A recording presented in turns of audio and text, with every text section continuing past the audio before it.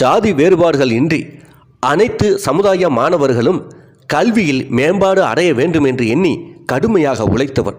இன்றைக்கு தென் மாவட்டங்களைச் சேர்ந்த பலர் உயர் அதிகாரிகளாக இருப்பதற்கு இவர் கல்விக்கு செய்த சேவையும் இவர் கல்விக்காக அமைத்த பல கட்டமைப்புகளும் ஒரு காரணம். ஆங்கிலேயர்களால் கைரேகை சட்டத்தின் மூலம் கொடுமைப்படுத்தப்பட்ட மக்களை கல்வியில் உயர்த்த வேண்டும் என்று போராடி எந்த இடத்தில் கைரேகை வைக்க ஆங்கிலேயர்கள் அவர்களை சுட்டு கொண்டார்களோ அதே இடத்தில் கல்லூரி அமைத்து கல்வியை கட்டடம் போல் உயர்த்தி காட்டியவர் மாபெரும் தலைவர் மூக்கையா தேவர். நேதாஜி சுபாஷ் சந்திர போஸ் அவர்களின் அகில இந்திய ஃபார்வர்ட் பிளாக் கட்சியில் பசும்பொன் முத்துராமலிங்க தேவர் துணைத் தலைவராக இருந்தார். அப்போது முத்துராமலிங்க தேவரின் சிஷ்யராக மூக்கையா தேவர் ஃபார்வர்ட் பிளாக் கட்சியில் இணைந்தார். பசும்பொன் முத்துராமலிங்க தேவரை இவர் அரசியல் குருவாக ஏற்றுக்கொண்டு செயல்பட்டார். பசும்பொன் முத்துராமலிங்க தேவரும் மூக்கையா தேவர் மீது தனி மதிப்பும் பற்றும் வைத்திருந்தார். ஆரம்ப காலகட்டத்தில் பசும்பொன் முத்துராமலிங்க தேவர் காங்கிரஸ் கட்சியில் இருந்தார். ஆனால் காமராஜர் போன்றவர்கள் அரசியல் ரீதியாக பசும்பொன் முத்துராமலிங்க தேவருக்கு எதிராக துரோக நடவடிக்கையில் ஈடுபட்டதனால் காங்கிரஸை தூக்கி எறிந்துவிட்டு காங்கிரஸை தென் மாவட்டங்களில் அழித்தே தீருவேன், எந்த காங்கிரஸை நான் வளர்த்தேனோ அதே காங்கிரஸ் என் சமுதாய மக்களுக்கும் தென் மாவட்டத்துக்கும் துரோகம் செய்துவிட்டது என காங்கிரஸுக்கு எதிராக களம் இறங்கினார் பசும்பொன் முத்துராமலிங்க தேவர். அப்படி தென் மாவட்டங்களில் காங்கிரஸை ஒழிப்பதற்காக முத்துராமலிங்க தேவர் கையில் எடுத்த கட்சி தான் நேதாஜி சுபாஷ் சந்திர போஸ் அவர்களின் ஃபார்வர்ட் பிளாக் கட்சி. ஃபார்வர்ட் பிளாக் கட்சியை தமிழ்நாட்டின் தென் மாவட்டங்களில் முழுவதும் தேர்தல் களத்தில் இறக்கினார். காங்கிரஸை அழித்தே தீர்வோம் என்று சபதம் எடுத்த முத்துராமலிங்க தேவர் ஃபார்வர்ட் பிளாக் கட்சி பல இடங்களில் வெற்றி பெற உறுதுணையாக இருந்தார். அதேபோன்று ஒரு குறிப்பிட்ட சமுதாய மக்கள் ஆதரவு மட்டும் இல்லாமல் அனைத்து சமுதாய மக்களும் ஆதரவாக ஃபார்வர்ட் பிளாக் கட்சிக்கு நின்றனர். பசும்பொன் முத்துராமலிங்க தேவரின் கண் அசைவு இல்லாமல் தென் மாவட்டங்களில் ஒரு கட்சி கூட வாக்கு வாங்க முடியாது என்ற நிலை ஏற்பட்டது. அப்போது முத்துராமலிங்க தேவருக்கு உறுதுணையாக நின்றவர் மூக்கையா தேவரும் ஆவார். பசும்பொன் முத்துராமலிங்க தேவருக்கு எதிராக எத்தனையோ அரசியல் தடைகள் சதிகள் போடப்பட்டன. அவர் வெற்றி பெறக்கூடாது, அவர் சார்ந்த சமுதாயம் மற்றும் பிற சாதி ஓட்டுகள் ஃபார்வர்ட் பிளாக் கட்சிக்கு விழுந்துவிடக்கூடாது என்பதற்காக காமராஜரும் காங்கிரஸ் கட்சி பல சதி திட்டங்களில் ஈடுபட்டன. இருந்தாலும் அனைத்து சமுதாய மக்களும் ஃபார்வர்ட் பிளாக் கட்சியை ஆதரித்து தென் மாவட்டங்களில் ஃபார்வர்ட் பிளாக் கட்சியை நிலைநாட்டினார்கள். அவ்வாறு நிறுத்தப்பட்ட பல வேட்பாளர்கள் ஃபார்வர்ட் பிளாக் கட்சி சார்பாக வெற்றியும் பெற்றார்கள். அதில் முக்கியமானவர் மூக்கையா தேவர் அவர்கள். இவர் தமிழ்நாடு சட்டமன்றத்திற்கு 1957ஆம் ஆண்டும் 1962ஆம் ஆண்டும் 1967ஆம் ஆண்டும் 1971 மற்றும் 1977 ஆகிய ஆண்டுகளில் அனைத்திந்திய ஃபார்வர்ட் பிளாக் கட்சி சார்பாக போட்டியிட்டு அவர் வெற்றி பெற்றார். ஒரு முறை கூட இவர் தோற்றது கிடையாது. 5 முறையும் உசிலம்பட்டி தொகுதியில் போட்டியிட்டு ஃபார்வர்ட் பிளாக் கட்சியின் வெற்றியை நிலைநாட்டியவர். 5 முறை சட்டமன்ற தொகுதியில் போட்டியிட்டு அவர் வெற்றி பெற்று இருந்தாலும் ஒரு முறை நாடாளுமன்ற தேர்தலுக்கும் போட்டியிட்டார். ராமநாதபுரம் மக்களவை தொகுதியில் போட்டியிட்டு மாபெரும் வெற்றியை பெற்றார். அப்போதுதான் கச்சத்தீவை இலங்கைக்கு தாரை வார்க்கும் திட்டம் நடைபெற்றது. அப்போது பாராளுமன்றத்தில் கச்சத்தீவு என் பாராளுமன்ற தொகுதிக்கு உட்பட்டது, என் மக்களுக்கு சொந்தமானது, என் நாட்டுக்கு சொந்தமானது, இதை எவ்வாறு இலங்கைக்கு தார வார்க்கலாம் என்று கச்சத்தீவு பிரச்சனையை முதலில் இந்திய பாராளுமன்றத்தில் பேசியவர் மூக்கையா தேவர்.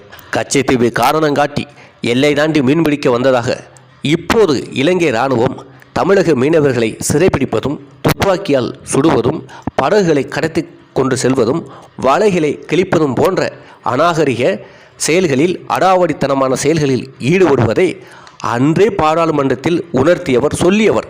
இவ்வாறெல்லாம் நடக்கும், தயவு செய்து கச்சத்தீவை கொடுக்காதீர்கள், நான் அனுமதிக்க மாட்டேன் என்று கடுமையாக போராடியவர் பாராளுமன்றத்தில் முதல் தமிழர் மூக்கையா தேவர்.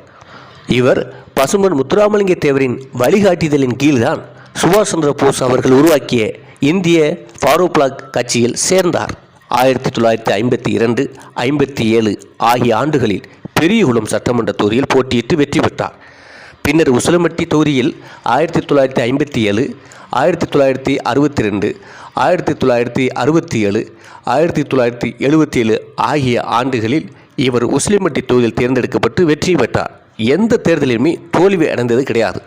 1971ஆம் ஆண்டு பாராளுமன்ற மற்றும் சட்டமன்ற தேர்தல்கள் இரண்டிலுமே ஒரே நேரத்தில் போட்டியிட்டு வெற்றி பெற்றார். நாடாளுமன்ற தொகுதி ராமநாதபுரம் மாவட்டத்தில் இவர் போட்டியிட்டார். 1971 முதல் 1977 ஆண்டு வரை எம்பியாக இருந்தார். இந்த காலகட்டத்தில் தான் கச்சத்தீவு பிரச்சனையை பகிரங்கமாக எதிர்த்தவர். பாராளுமன்றத்தில் முதல் தமிழ்நாட்டு எம்பி மூக்கையா தேவர்.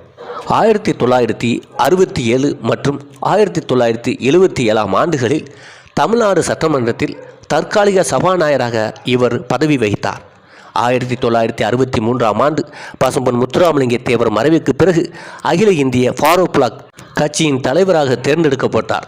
1974 ஆண்டு நாடாளுமன்றத்தில் கச்சத்தீவு குறித்து புகழ்பெற்ற உரையை நிகழ்த்தினார்.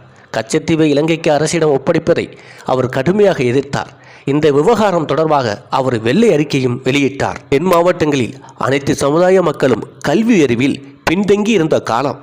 அதை நினைத்து மிகவும் வருத்தப்பட்ட மூக்கையா தேவர் அவர் சட்டமன்ற உறுப்பினராக பாராளுமன்ற உறுப்பினராக இருந்த காலகட்டத்தில் தென் மாவட்டங்களில் அனைத்து சமுதாய மாணவர்களும் கல்வியில் மேம்பட வேண்டும் என்பதற்காக உசிலம்பட்டி, நீலிநல்லூர், கமுதி ஆகிய இடங்களில் 3 கல்லூரிகளை தொடங்க உதவினார். 3 கல்லூரிகளுக்கும் பசும்பொன் முத்துராமலிங்க தேவரின் பெயரே நிறுவப்பட்டது. இவற்றில் ஜாதி வேறுபாடுகள் இன்றி ஏழை மாணவர்களுக்கு இலவச கல்வி மற்றும் இலவச உணர்வு மற்றும் தங்கும் வசதிகளை வழங்கினார். மதுரையில் தனது அரசியல் குருவான பசும்பொன் முத்துராமலிங்க தேவர் சிலையை நிறுவ ஏற்பாடு செய்தார்.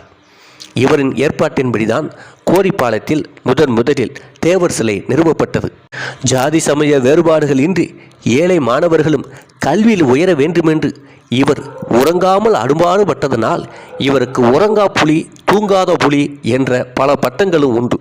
அதே ஒன்று பசும்பொன் முத்துராமலிங்க தேவரின் அவரை அரசியல் குருவாக ஏற்றுக்கொண்டு அவரின் வழிப்படி அரசியலில் தூய்மையுடன் நேர்மையுடன் அவர் பெயரை காப்பாற்றி வந்ததனால் இவருக்கு தேவர் தந்த தேவர் என்ற பட்ட பெயரும் உண்டு. இவர் அமைத்த உசிலம்பட்டி தேவர் கல்லூரியில் மிகப்பெரிய வரலாற்று பின்னணியும் உண்டு. அந்த கல்லூரி அமைந்த இடத்தில்தான் கைரேகை சட்டத்தின் மூலம் கைது செய்ய வந்தவர்களை எதிர்த்து மக்கள் போராடியதால் மிகப்பெரிய துப்பாக்கிச் சூடு நடைபெற்று பல பேர் ஆங்கிலேயர்களின் துப்பாக்கியில் கொல்லப்பட்டனர். எந்த இடத்தில் கைரேகை சட்டத்தின் மூலம் தன் மக்கள் கொல்லப்பட்டார்களோ அதே இடத்தில் கல்வி நிறுவனத்தை நிறுவி எம் மக்களை நான் கல்வியில் உயர்த்துவேன் என்று சவால் விட்டு அதே இடத்தில் உசிலம்பட்டியில் தேவர் கலை கல்லூரியை ஆரம்பித்து உருவாக்கி சாதனை செய்தவர்தான் மூக்கையா தேவர். அதனால்தான் அவருடைய சமாதி கூட உசிலம்பட்டி தேவர் கல்லூரி அந்த மண்ணிலேயே புதைக்கப்பட்டு இருக்கிறது. அதேபோன்று ராமநாதபுரம் மாவட்டத்தில் படிப்பறிவில் பின்தங்கி படிப்பு என்றாலே என்னென்னு தெரியாத அளவிற்கு வாழ்ந்த மக்கள் அவர்களையும் கல்வியில் உயர்த்த வேண்டும் என்று எண்ணிய மூக்கையா தேவர் கமுதியில் பசும்பொன் முத்துராமலிங்க தேவர் பெயரில் கலை கல்லூரியை துவங்கினார். அவர் துவங்கியதனால்தான் ராமநாதபுரம் மாவட்டத்தில் ஏழை எளிய மக்கள்கள் படித்து அனைத்து சாதி மக்களும் படித்து ஓரளவாவது பட்டம் பெறுவதற்கு மிகவும் எளிதாக இருந்தது. இலவச கல்வி, இலவச விடுதி என இன்றும் பசும்பொன் முத்துராமலிங்க தேவர் பெயரில் ராமநாதபுரம் மாவட்டம் கமுதியில் கம்பீரமாக நிற்கிறது ஐயா மூக்கையா தேவர் கட்டிவிட்ட முத்துராமலிங்க தேவரின் கலை கல்லூரி. இந்த முறை சட்டமன்ற உறுப்பினராக இருந்தாலும் ஒரு முறை பாராளுமன்ற உறுப்பினராக இருந்திருந்தாலும் பல வருடங்கள் அகில இந்திய ஃபார்வர்ட் பிளாக் கட்சியின் தமிழ் மாநில தலைவராக இருந்த போதிலும் கடைசி வரை உண்மை, நேர்மை, நியாயம், தூய்மை என வாழ்ந்து கடைசி வரை வாடகை வீட்டிலே வாழ்ந்த மிக பெரும் அரசியல் தலைவர் மூக்கையா தேவர். அறிஞர் அண்ணா கூட இவர் பற்றி ஒரு கட்டுரை வெளியிட்டிருக்கிறார். அந்த கட்டுரையில் நியாயத்திற்கு மூக்கையா என்று ஒரு கட்டுரையை அவர் விரிவாக எழுதி அனுப்பியிருக்கிறார். அதில் இன்றும் பதிவேடுகளில் இருக்கிறது. அந்த அளவுக்கு அரசியல் தூய்மையுடன் வாழ்ந்தவர் மூக்கையா தேவர் அவர்கள். இப்போது அரசியலுக்கு வருகிறவர் சாதாரண வார்டு கவுன்சிலராக இருந்தவர்கள் கூட, சாதாரண கட்சியில் கிளை செயலராக இருந்தவர் கூட கோடியோடாக கொட்டி சம்பாதிக்கிறார்கள். ஆனால் இவ்வளவு பெரிய பதவிகளில் இருந்து கூட லஞ்சம், ஊழல் எதிலும் கரைபடாமல் நேர்மையான கைக்கு சொந்தக்காரராக மூக்கையா தேவர் இந்த தமிழ் மண்ணில் வாழ்ந்தது மிகப்பெரிய அரசியல் சரித்திரம். இன்று ஒவ்வொரு அதிகாரிகளும் தென் மாவட்டத்தில் உள்ளவர்கள் மிகப்பெரிய பொறுப்புகளில் இருந்து அவர்கள் குடும்பம் நிம்மதியாக கல்வியறிவு பெற்று சமூகத்தில் உயர்ந்த நிலையில் இருக்கிறது என்றால் அது மூக்கையா தேவர் போட்ட வியர்வை, மூக்கையா தேவர் உருவாக்கிய கல்லூரி, மூக்கையா தேவர் உருவாக்கிய உழைப்பு. கல்வி வளர்ச்சிக்காக இந்த 3 கல்லூரிகளை தென் மாவட்டத்தில் இவர் உருவாக்காமல் இருந்திருந்தால் கண்டிப்பாக இன்றும் திருநெல்வேலி, ராமநாதபுரம், மதுரை மற்றும் சிவகங்கை, விருதுநகர், பெரியகுளம், தேனி இது போன்ற பகுதியில் வாழும் மாணவர்கள் படிக்காமல் கல்வி அறிவு பெற வாய்ப்பில்லாமல் வறுமையில் வாழ வேண்டிய சூழல் வந்திருக்கும். முன்பு ஏற்பட்டது போல அதிகமான ஜாதி கலவரங்கள் தென் மாவட்டங்களில் நடந்திருக்கும். அதற்கு காரணம் படிப்பறிவில்லாமையும் ஒரு காரணம். தென் மாவட்டங்களில் சாதி சமய வேறுபாடுகள் இன்றி அமைதியான வாழ்க்கையை மக்கள் மேற்கொள்கிறார்கள் என்றால் படிப்பறிவு ஒரு காரணம். அந்த படிப்பறிவை வளர்த்து விட்டவர் மூக்கையாத்தவர். காட்டுத்தனமாக சண்டை போடுவதை நிறுத்த வேண்டும் என்பதற்காக படிப்பறிவை உருவாக்கினார். எந்த நோக்கத்திற்காக தென் மாவட்டத்தில் கல்வி அறிவை வளர்க்க முற்பட்டாரோ அந்த நோக்கம் நிறைவேறி சாதி சமய வேறுபாடுகளின்றி எந்த சாதி சண்டையுமின்றி அவரவர் வழிகளில் இளைஞர்கள் உயர்ந்து நிற்பதற்கு அடித்தளமிட்டவர் மூக்கையா தேவர் என்பது உண்மையான வரலாறு.